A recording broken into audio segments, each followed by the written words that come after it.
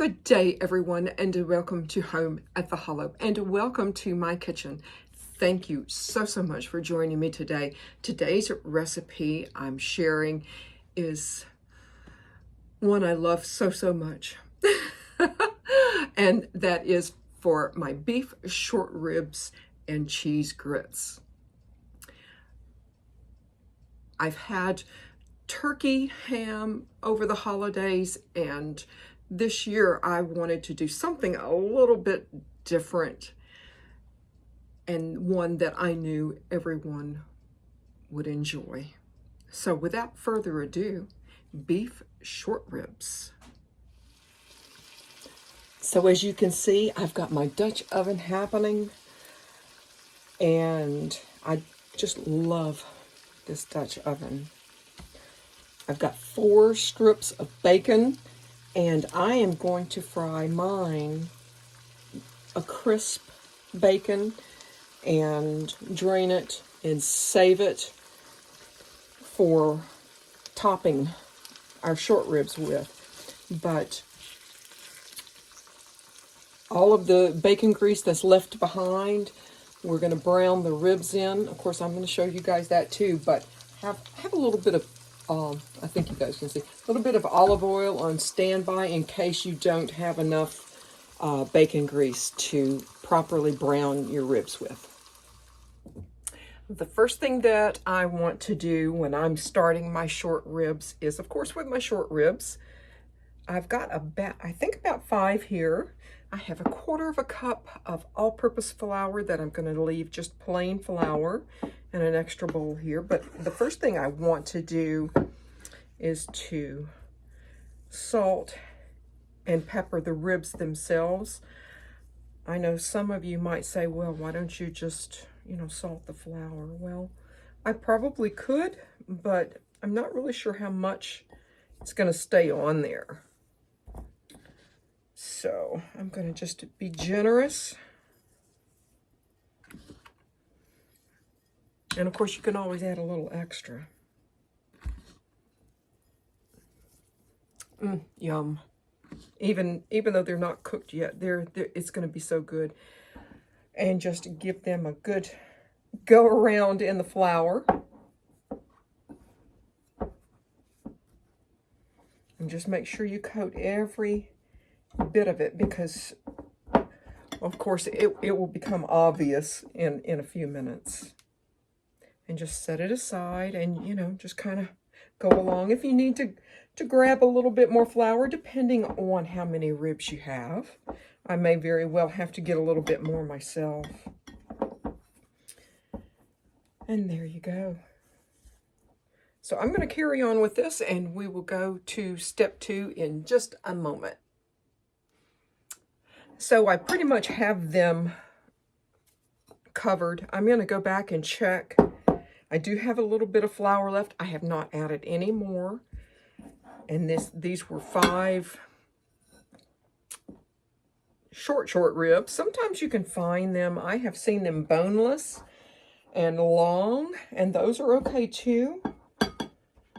But these do have the bone in them, and they should cook right off the bone. You should be, at the end of cooking, you should be able to just look in your dish and be able to pull the very large pieces of bone out. But I had a little bit of pepper left over, a little bit of flour, and I think we're pretty good. They don't need to be thickly coated like you're going to fry fish or anything. This is just simply to brown them in the Dutch oven. And we are going to set these aside. They are fine. My onions and carrots are already chopped, and we are good to go. So we're going over to the Dutch oven, and we'll go from there. So guys, I have finished frying my bacon. Now, if you only have just a strip or 2 of bacon, that's totally okay too. I actually started to cook a little bit more, and I said, no, I'm gonna hold it back, because all it needs is just a few. But I'm keeping my bacon grease warm, not too hot, and I'm trying to scrape as much of this from the bottom that I can. This is like liquid gold. And I think we're about there. I think I need to add a little bit of olive oil. I'm going to add just a little bit, not too much. That's plenty. I maybe added a quarter of a cup, something like that. And we're going to build our heat back up. I've got my ribs that have been sitting in the flour for a little while. And I'm hoping, and it really doesn't matter what side of the rib that you're starting on. I can see my bone and I can feel my bone right here. And I'm going to just put the meaty part down first. And we do have some nice sizzling sound coming. I like that.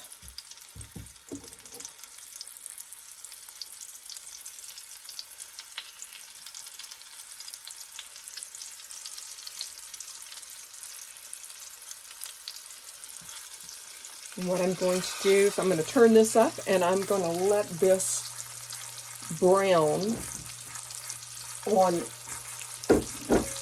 every single side. And if I have to stand here and hold one up to get the flour brown, then that's what you want to do. You don't want to be adding raw flour into your short ribs or your whole dish. And so that's what I'm going to do. And we will be back in a moment. So I wanted you guys to see how brown I'm getting these. Not too terribly brown.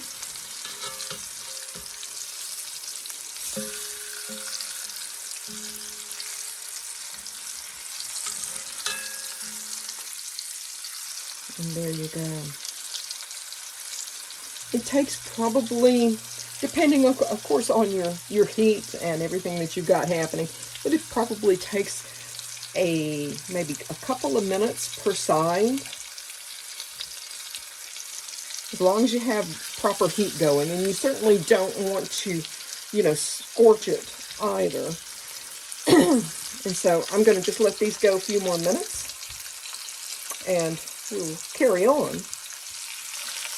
So I've about got these licked, guys. I'm going to just take them off and put them on over here with the bacon to drain.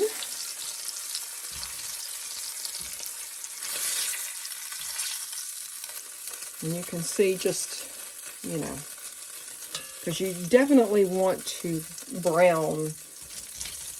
You want to turn this down to a medium. And we're looking pretty good there. And add your carrots and your onions.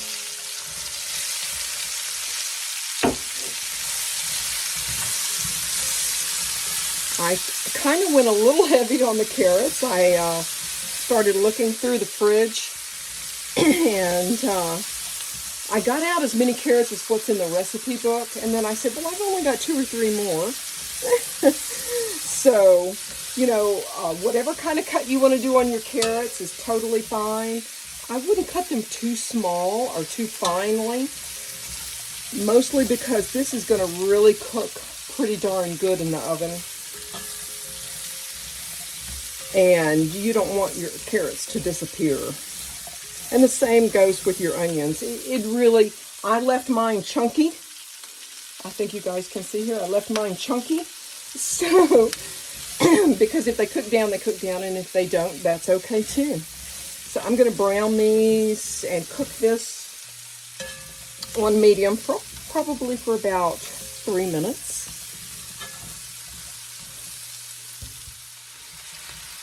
So I am about at the end of 3 minutes. And as I've been cooking this along, you can see, I think you guys can see where the bottom of my pan is brown. And I've been just steady trying to loosen every bit of that up that I can. And my timer's getting ready to go off. And yes, I did time this.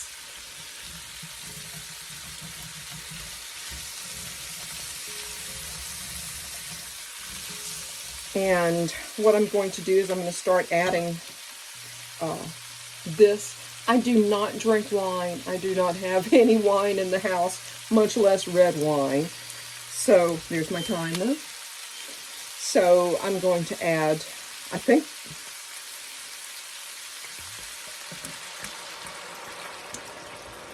I'm not really sure how much. That's about half a bottle. About half a bottle. And as you add, keep your heat on medium. And hopefully, and it's always worked for me before, this browning that you have on the bottom of your Dutch oven will slowly come off and mix in with this. Oh goodness, yes.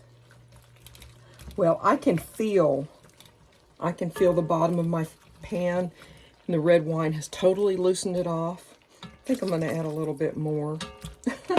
So that's about half of one of these bottles. I just don't keep wine in the house. I don't know. I just don't. But, and we are going to allow that to simmer just very, very slightly. Very slightly.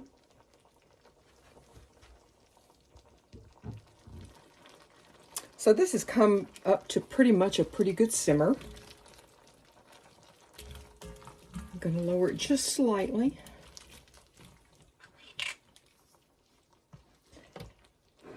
I'm going to add, if I can, my beef broth. Now this is probably, gosh, this is probably about 4.5 to 5 cups.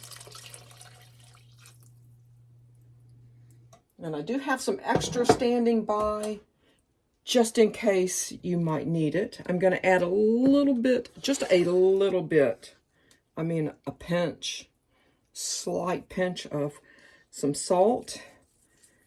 And I'm going to be a little more generous with my pepper. I'm going to add a couple of sprigs of fresh rosemary.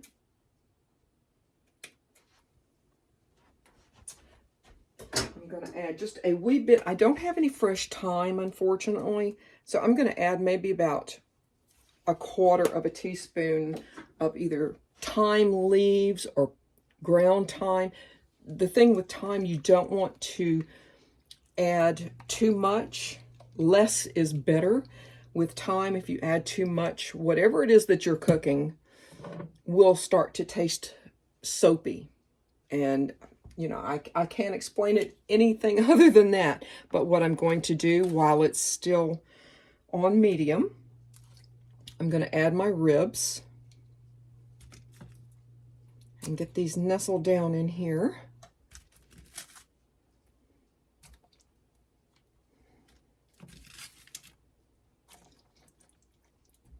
And that's why you need to kind of keep a little bit of extra beef broth, because if you need to add if it doesn't cover your ribs, then you need to add a little extra. But I think we're good here. And then what I'm going to do, excuse my reach, guys, the bacon that I cooked for this particular pan, I'm going to just break up, not too small, but I'm going to just break up and allow this to simmer in the pot with your short ribs. I'm going to, of course, turn this off and put this in a preheated 325 oven, covered for 2 hours, 2.5 hours, and I will see you guys back in a couple of hours. So guys, my short ribs has been baking for the last 2.5 hours. And we are gonna pull this out and just see how we've come. Oh my goodness, this is a heavy pot. And ideally, what you should do is to allow this, I think you guys can see, is to allow this to set for 20 minutes before you even take the top off. And so that's what we're going to do. I'm going to give it just maybe 15 minutes and we'll have a peek. So guys, I have waited 20 minutes. Now, for those of you who have not done a lot of baking, maybe like this, just a little bit of a tip, when you take your Dutch oven and take your top off, pull it off like that away from your face so that you won't get a unexpected sauna. But here we go. I think you guys can see. Let me get my top somewhere suitable. And so here we are. Let's see. Get a bit of a spoon. At this point, if you want, I think you guys can see, if you want, you can serve this up just like this is. But what I'm going to do, and it smells really, really wonderful, guys. What I'm going to do, and see, you can see one of the bones sticking up straight out of here. I'm going to allow this to completely, totally cool off. I'm actually going to set this in the fridge overnight. And when, of course, morning comes, I'm going to take it out, and whatever fat or grease or anything that has been in here, it will solidify on top here. I'm going to skim that off. I'll put it back in a very low, and what I mean by very low, probably 300 oven for an hour. And we will go from there. But certainly if you want to serve it up like this over, you know, just plain grits, if you want to cook grits with, and just throw in a little bit of cheese, then that's okay too. If you don't care for grits, or if grits are unavailable for you to have, I would, you know, certainly mashed potatoes are wonderful for this if you just want to bake some potatoes and serve it like it is. If you want to do something like a riced cauliflower, or like a mashed cooked cauliflower, then certainly that's okay too. Whatever works for you is good. But for me, I love my grits, and I will, of course, do a video on the grits that I'm going to be making to go with this. It's, you know, I get personally very tired of ham, turkey during the holidays, and I want something a little bit different. And so we are definitely doing different. But I hope that you join me again and see just how much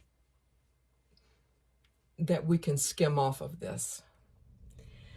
So I allowed this to totally cool off. I refrigerated it overnight.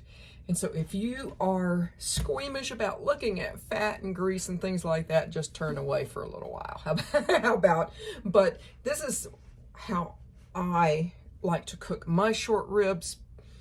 And so we'll just turn this over. You guys excuse me here. And you can see how much, see if I can break through this. Yep. I want to keep my carrots, but I'll just, you know, over the next few minutes, I will just peel off as much of this off the top as I can. Ew. And maybe I'm too, I don't know, particular about my food or something. I don't know, but it's just, this is just my way. And, you know,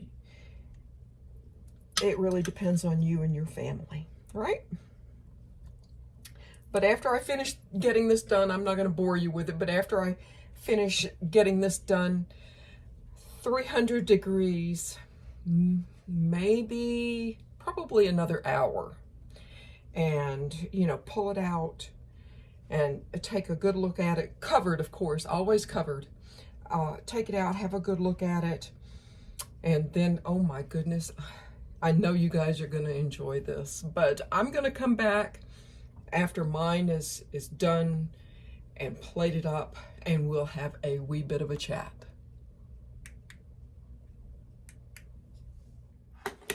And I am back.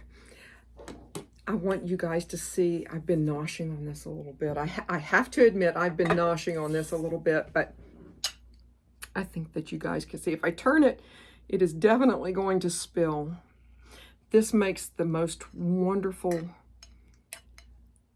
sauce. I don't really want to call it a gravy because it's not as thick as a gravy is. But, and you might think, well, this is too thin. But no, this is exactly how this sauce is supposed to look, because once you put it on grits or potatoes or rice or cauliflower or whatever it is that you choose, it's going to just go and soak right into whatever it is that you have, and it is incredibly delicious. The beef just fell off the bone. I didn't need a knife or anything like that. It just pulls right off the bone, guys. It's just that easy. And let me take a taste. Even though I didn't use any like unusual ingredients or spices, this has just an incredible flavor with the carrots and the onions, browning it, a little bit of bacon. Very, very good, guys. Very good. Now the grits, what I did do is I baked them probably, gosh, at 350 for about 45 minutes, something like that. Because when I'm baking something like that, I like for it to really puff up. Since it had the eggs in it, I want it to puff up a little bit. I want to see it bubble. And there's no risk at 45 minutes or even an hour. There's no risk of over cooking the grits in the oven. The grits are already cooked. You're just basically baking the other components in with it. But guys, oh my goodness. Let me show you a few grits, and I hope you try these if you have the availability to. And if you don't want to go to the trouble of, you know, cooking stone ground grits and going through that, just if you can find the 5-minute grits in the store, if you can find them, cook them, and you know, add a little bit of cheddar cheese, maybe a little bit of cayenne if you haven't, maybe a little bit if you want to, you know, go kind of beyond what I have. This dish is appropriate for if you have an anniversary coming up, a birthday for someone coming up, if you have date night, or if you want to just do something very, very special for someone. This will absolutely show them how much you care and how much you love them. And you have a really great meal to boot. I want to thank you guys so much for joining me here, home at the Hollow. Goodbye, guys.